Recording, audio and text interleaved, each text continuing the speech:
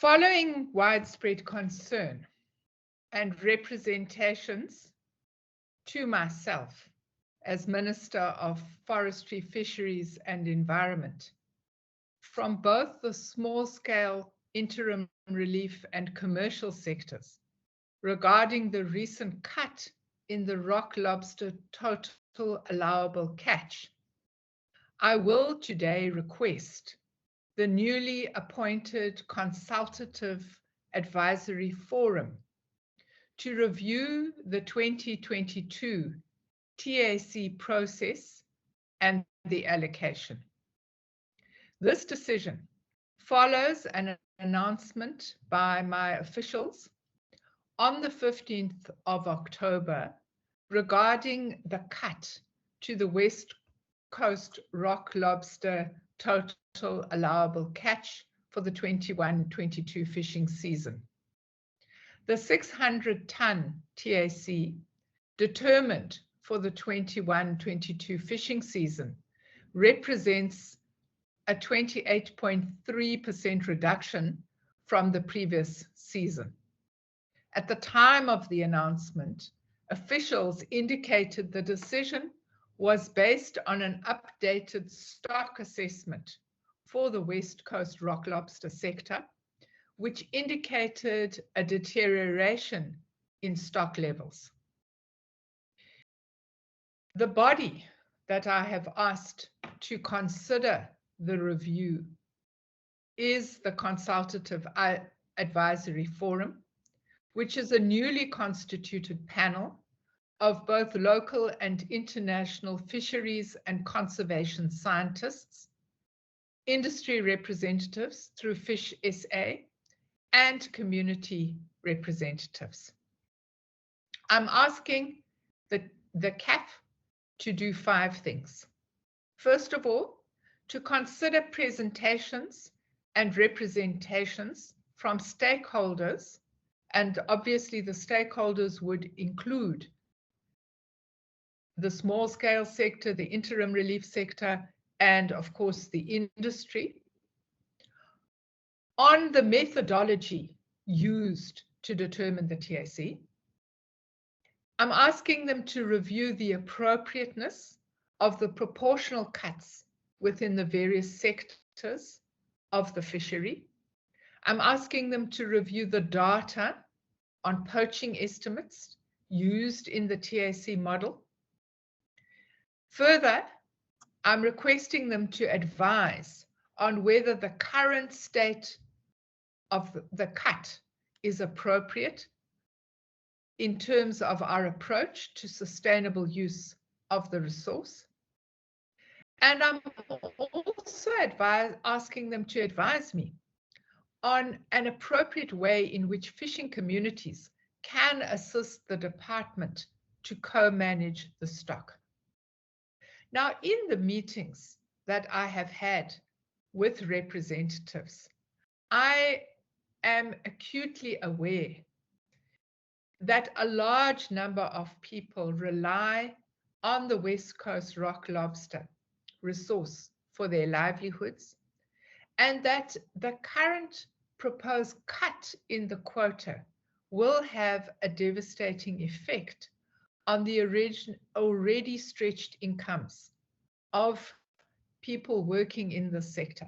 I think that what we will all remember is that over the past year, because of the COVID pandemic, there has been a decrease in the price on the international markets, and there was a considerable period of time in the previous year when the international markets were in fact closed.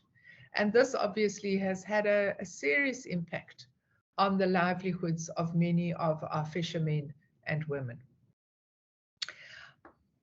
I'm also aware that this resource is severely depleted and that steps have to be taken to rebuild the stock so that the fishery is sustainable. Many of the fishermen and women that I have met have raised with me concerns as to whether their sons and daughters and their grandchildren will be able to sustain themselves in the fishery profession. And obviously that goes to the heart of the question of the sustainability of the stock and whether or not it is correct that we should be making sacrifices in this year in order to ensure that we have long-term sustainability of the stock. Now, key to this whole issue is the question of whether or not, as a government, we are able to increase compliance-related efforts to combat poaching and overfishing. I think that from the perspective of our department, we have been working hard under Operation Phakisa 5 to try and ramp up our efforts against poaching. And we have had some success over the past year in ensuring that not only are arrests made of those who would be working at ground level, but we have actually managed to secure arrests of certain key players in this industry. But I think we would be the first to admit that a great deal more needs to be done. And I am in constant contact, and my officials are in constant contact with the Department of Safety in this regard. Consideration must also be given to how we strengthen the ability of communities to work with the department to co-manage this important resource. Safety and security operations are very, very important.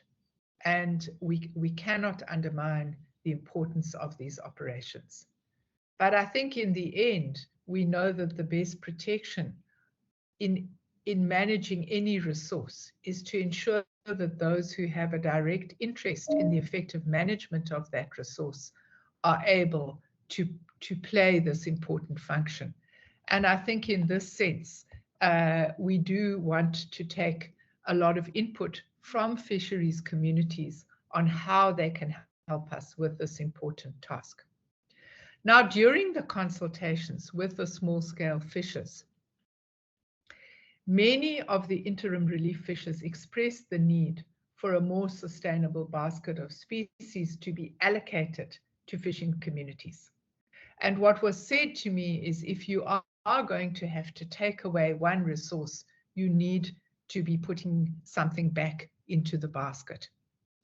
Now, we had in previous months, in October, in fact, it was a year ago, we had gazetted an apportionment split to allocate a more sustainable basket of species to small-scale fishers. And it is my intention that the final gazette, which has taken account of the public comment process, will be published in the coming 2 weeks.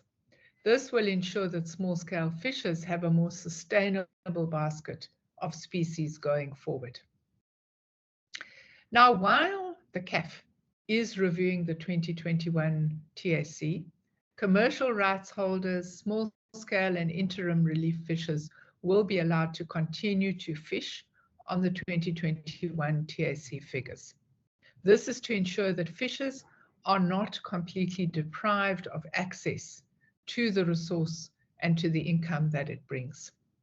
The CAF will be requested to treat the review with urgency and to make recommendations to the Minister within an agreed timeframe. Thank you very much.